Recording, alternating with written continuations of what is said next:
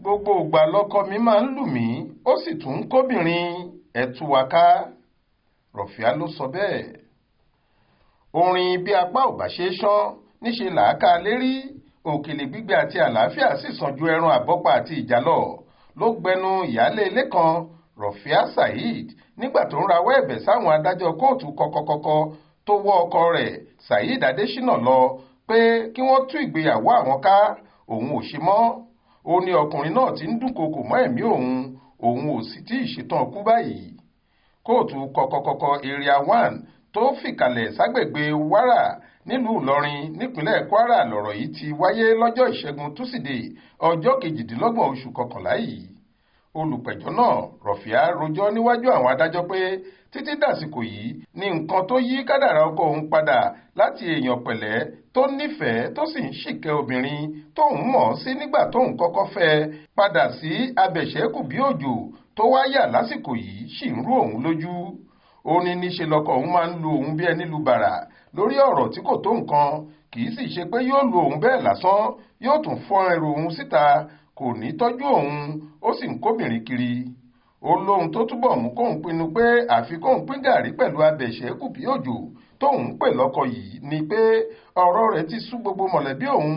Kódà ìyá òun ti sọ pé tóun bá tún padà sọ́dọ̀ rẹ̀ ohun tójú òun bá rí kóun faramọ́ ọ. Tó bá lù mí yóò tilẹ̀kùn mọ́ mi ni. Ó dìgbà tó bá lù mí tẹ́ lọ́rùn kó tó fi mí sílẹ̀. Ní bí oṣù mẹ́ta ni bàbá mi máa ń wá láti ìlú Ìbàdàn láti wá parí ìjà fún wa kí wọ́n tó kú. Gbogbo àwọn ará àdúgbò ló máa ń làjà. Ọ̀rọ̀ náà ti sú àǹtí mi. Màámi gan ti sọ pé tí mo bá tún padà sọ́dọ̀ ẹ̀ ohun tójú mi bá rí kí n faramọ́ ni. Bákan náà ló tún máa ń febi pa èmi àtàwọn ọmọ. Bó ṣe lówó lọ́wọ́ tó kò ṣí ṣọ́ọ̀bù ìtajà fún mi, obìnrin ló máa ń kó kiri. Ní gbogbo àsìkò tí ìgbẹ́jọ́ yìí fi wáyé, olùjẹ́jọ́ náà kò sí ní kóòtù, ṣùgbọ́n ó rán ayálégbé rẹ̀ kan wá. Abdulsalam ní orúkọ ọkùnrin àáfàá tó rán wá.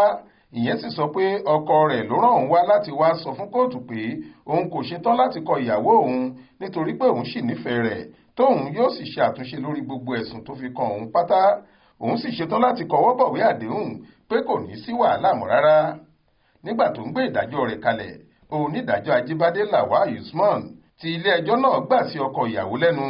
Ó ní kí tọkọtaya yìí lọ yanjú ọ̀rọ̀ náà láàrin mọ̀lẹ́bí kí wọ́n padà wá jábọ̀ lọ́jọ́ 12 oṣù kejìlá ọdún 2023 yìí.